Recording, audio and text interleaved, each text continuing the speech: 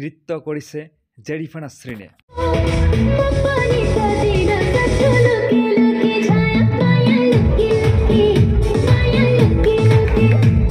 মই আছোঁ বৰ্তমান জনিয়া আঞ্চলিক গ্ৰামোন্নয়ন পৰিষদৰ বাকৰিত অনুষ্ঠিত হোৱা অসম চৰ্চাপুৰী সাহিত্য সভাৰ বৰপেটা জিলা সমিতিৰ প্ৰথম দ্বিবাৰ্ষিক অধিৱেশনস্থলীত। এইবাৰ নৃত্য কৰিছে সাগৰিকা দাসে। সুন্দৰ মধুৰ পৰিৱেশত, এক প্ৰাকৃতিক পৰিৱেশত অসম চৰ্চাপুৰী সাহিত্য সভাৰ বৰপেটা জিলা সমিতিৰ প্ৰথম দ্বিবাৰ্ষিক অধিৱেশনৰ মুকলি সভা আৰম্ভ হ'বলৈ লৈছে।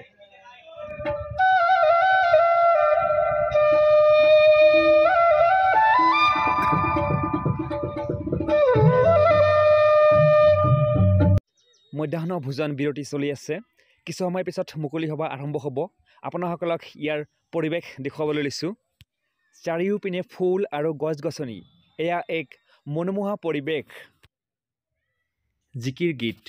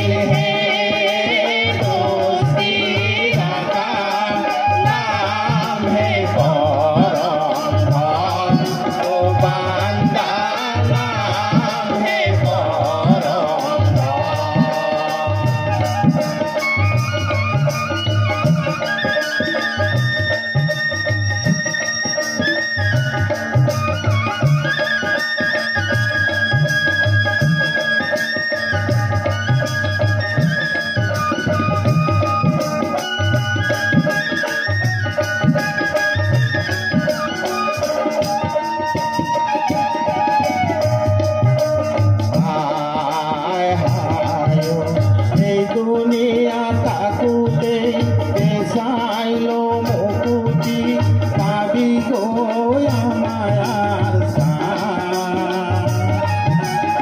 আৰু নাপাবি মানৱী জন আৰু নাপাবি মানৱী জন আল্লালৈ নকৰা কাম ও বান্দা আল্লালৈ নকৰ।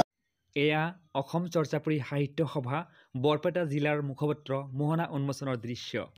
এটি কামৰূপী লোকগীত গাইছে আলী আকবৰে।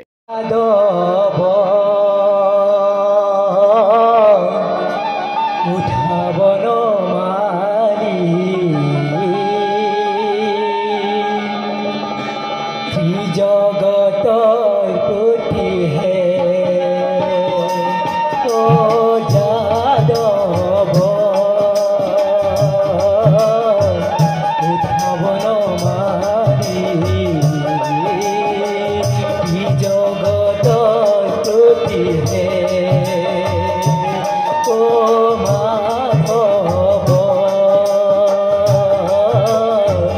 উঠাবন মাৰি জগতৰ প্ৰতিহে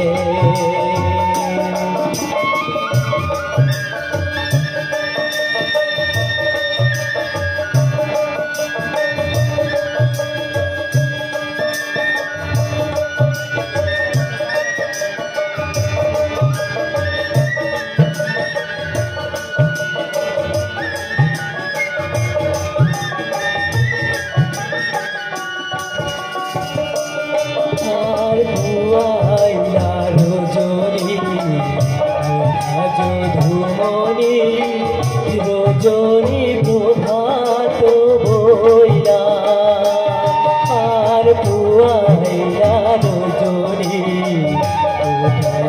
ধুমনি ৰজনী প্ৰভাত বইলা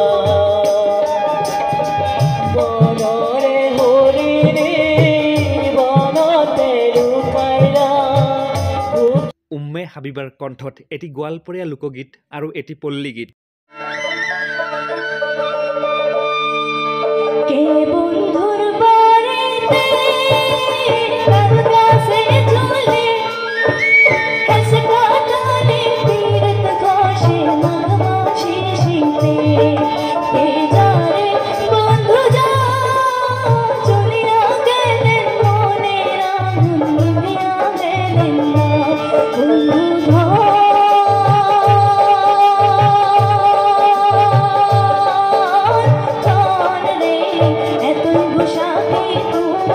শরীরে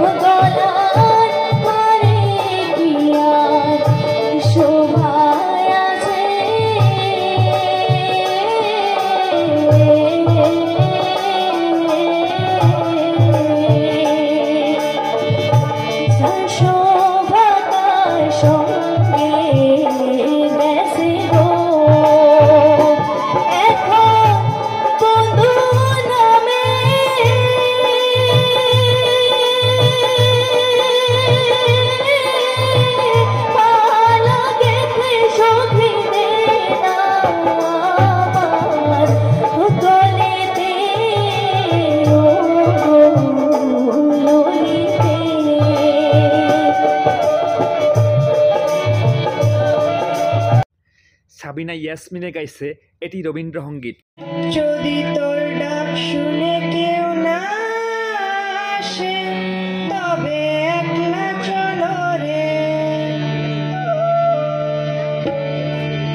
যদি তোর ডাক শুনে কেউ না আসে তবে একলা চলো রে, একলা চলো একলা চলো একলা চলো একলা চলো রে, যদি তোর ডাক শুনে কেউ না আসে তবে একলা চলো রে, যদি তোর ডাক শুনে কেউ না আসে তবে একলা চলো রে।